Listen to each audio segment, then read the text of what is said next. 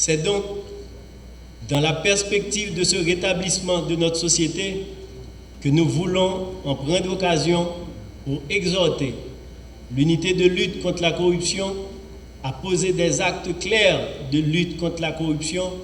par l'augmentation du nombre d'enquêtes et de cas de corruption déférés à l'audience d'un jugement.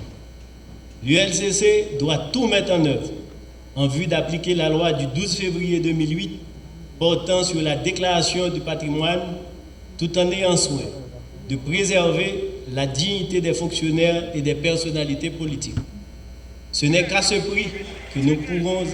être en mesure de garantir la transparence dans la vie politique et administrative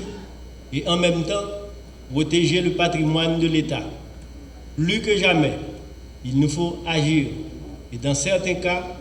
il nous faut oser agir pour faire appliquer la loi en vue de libérer le pays des entraves de ce mal qui déstabilise l'État et qui tue l'espoir de meilleurs lendemains pour nos populations modestes. L'ULCC se doit d'être ferme dans cette rude bataille contre la corruption que nous menons sur tous les fronts.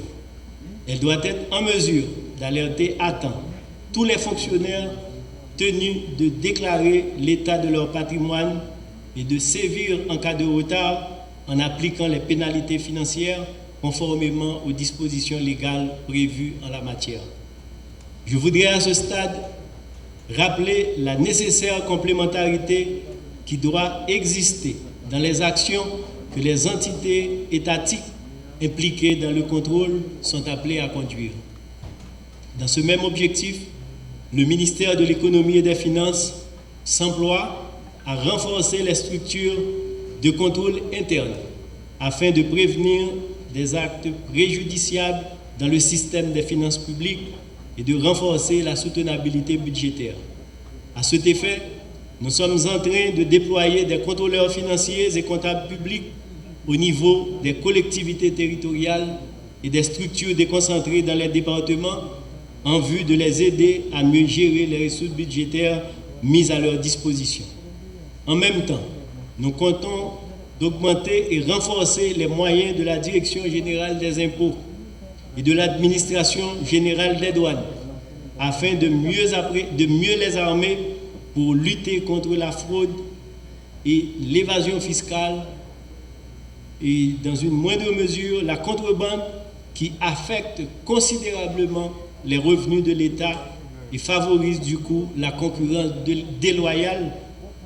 qui ne peut que nuire à l'économie et au développement du pays. La DGI et l'AGD sont donc instruites d'intensifier leurs actions de contrôle ciblées et de renforcer leur système d'information en vue d'améliorer le recouvrement des recettes fiscales et douanières. Le ministère de l'Économie et des Finances s'engage à soutenir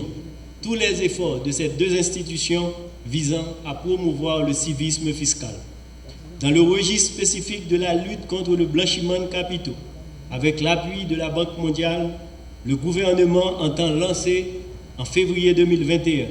une évaluation des risques de blanchiment et de financement du terrorisme et des réformes recommandées par le groupe d'action financière des Caraïbes. Cette évaluation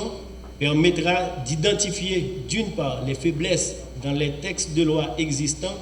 et d'autre part de faire évoluer et d'adapter au regard de la législation et la réglementation internationale applicable en la matière.